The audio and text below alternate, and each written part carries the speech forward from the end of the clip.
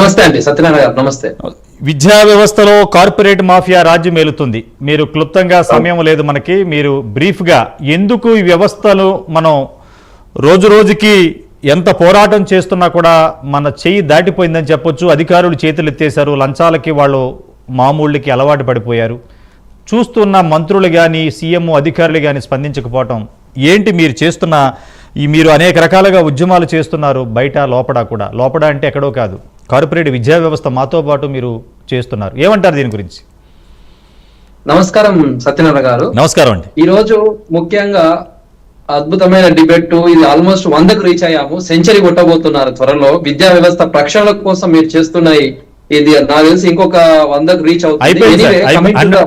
100 episodes అయిపోయింది.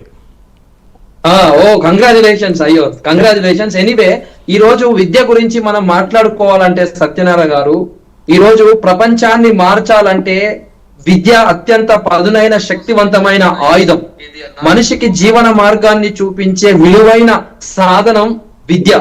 అలాంటి విద్యను నేడు వ్యాపారుల చేతిలో వ్యాపారంగా మారిపోయి దేశ వినాశానికి దారితీసే ప్రమాదకరమైన పరిస్థితి దాపురించిందని తెలియజేస్తున్నాను. అందుకే ప్రైమ్ లైన్ పోరాటం కావచ్చు, మాలాంటి వాళ్ళది కావచ్చు, అక్కడ వేదిక పైన ఉన్న మిత్రులు లాంటి పోరాటాలు మనందరం చేయాల్సిన సందర్భం వచ్చింది. విషయంలోకి వెళ్తే అంతులేని దోపిడీ వ్యవస్థగా మారిన ప్రైవేట్ కార్పొరేట్ విద్యా సంస్థలు, ఇది అక్షర సత్యం. ఈరోజు ప్రైవేట్ కార్పొరేట్ విద్యా సంస్థలు నేడు విద్యను సేవగా కాదు, ఓ దందాగా, ఓ మాఫియాగా ముందుకెళ్తా ఉన్న విషయం మనందరికీ తెలిసిందే. అది ఫీజుల పేరుతో ₹1,00,000 వసూలు చేస్తూ దోపిడికి అడ్డు అంతు లేకుండా జరుగుతా ఉంది. ముఖ్యంగా మీరు అన్నట్టు బట్టల వ్యాపారం అంటే డ్రెస్ వ్యాపారం కార్పొరేట్ పాఠశాల పరిస్థితుల్లో మరి దారుణంగా మారిన విషయం అందరికీ తెలిసిందే. ఈ రోజు కార్పొరేట్ విద్యా సంస్థల యజమాన్యము ఈ డ్రెస్సుల వ్యాపారానికి ఏజెంట్ గా మారిండు. ఎంత దారుణం, అవమానకరం అండి విద్యా వ్యవస్థల. బయట కొనొద్దంటూ తల్లిదండ్రులను బెదిరిస్తా ఉంటారు. ఈ రోజు బయట కొంటే ₹1000 దొరికే డ్రెస్సును 2,500కు 3,000కు, హైదరాబాద్ లో అయితే 4,000 కూడా అమ్మిన దాఖలాలు కూడా ఎన్నో నమోదైనాయి. ఫీజులు అదనంగా చేయడానికి అనేక విధి విధానాలు బాగా వేసి భారం వేస్తారు. నర్సరీ నుంచి ఎల్కేజీ పిల్లలకు పుస్తకాల పేరిట భారీ బరువైన ఇన్ని పుస్తకాలు ఇస్తారు. వాళ్ళకు ఆదాయం కావాలి, ₹1,00,000 వరకు ఖర్చు చేస్తా ఉంటారు. దానికి డిఫరెంట్ పేర్లు నమోదు చేస్తారు. కొందరేమో టెక్నో అంటారు, కొందరేమో సిబిఎస్ఈ అంటారు, కొందరు ఐసిఎస్ఈ అంటారు, ఇంకా సో పేర్లు పెట్టి ఇంటర్నేషనల్ స్టాండర్డ్లు పేర్లు పెట్టుకొని మోసం చేస్తున్న కార్పొరేట్ విద్యా సంస్థల అడ్డదారుల్లో సంపాదిస్తున్నారు. దీనికి కట్టడి వేయాల్సిన సందర్భం ఉంది.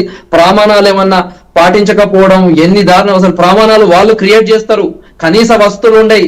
ఈ రోజుల్లో పాఠశాలల్లో మనం ఒక్కసారి పరిశీలన చేస్తే ఆట స్థలాలు గాని, వాష్రూమ్లు గాని, తాగునీరు కూడా లేని స్థాయిలో ఉన్న విషయం చాలా దారుణం. ఇనివే విద్యాశాఖ అధికారుల నిర్లక్ష్యం కూడా కొంత ఉన్నది. ఏదో వాళ్ళకు మామూలు ఇచ్చే పరిస్థితి కూడా ఉన్నది. అందుకే నేను ఏమంటున్నా, ఈ పరిస్థితుల్లో పాఠశాలల వ్యాపార కేంద్రాలుగా మారినాయి. అధికారుల అలసత్వంతో వ్యవస్థ తప్పుదోవ వెళ్తున్నది అనేది అక్షర సత్యం. ఎందుకంటే చదువు అనేది ఒక గుడి కావాలి, కానీ కొందరు దుర్మార్గులు దాన్ని వ్యాపార దేవాలయాలుగా మార్చి వ్యాపారం డబ్బులు సంపాదించుకునే పరిస్థితి అయింది. ఒకటే విషయం చెప్తా, ఆనాడు అంబేద్కర్ గాని చెప్పిన విషయం ఒకటి ఏంటంటే, ఒకప్పుడు సత్యనారాయణ గారు సామాజిక అసమానతను రూపుమాపడానికి, సామాజిక గౌరవాన్ని సంపాదించేదానికి చదువుకునేవారు. ఆ మాటలు మన పెద్దవాళ్ళు చెప్పిళ్ళు, మనం అట్లా పెరిగిన మీరైనా నేనైనా. కానీ నేడు చదువు కొనుక్కొని గొప్పవాడు అవుతున్నాడంటే ఎంత దురదృష్టకరం అంటే అర్థం చేసుకోండి. ఇవి 1, 2 కాదు, ప్రతి సంవత్సరం ఇదే తంతు. ఇది ఒక తల్లిదండ్రుల నిత్యం వాళ్ళ పైన భారం మోపడం, విద్యార్థులను వ్యాపారంగా మలిచిన, ఈ విద్యను వ్యాపారంగా మలిచిన కార్పొరేట్ వ్యవస్థను ఉక్కు పాదంలాగా మనం దాన్ని మోపాల్సిన సందర్భం. ముఖ్యంగా నేను ఏమంటున్నా, విద్యా వ్యవస్థలో సమస్యలు ఏమున్నాయని 4 చెప్తాను. అధిక ఫీజులు వసూలు బంద్ చేయాల.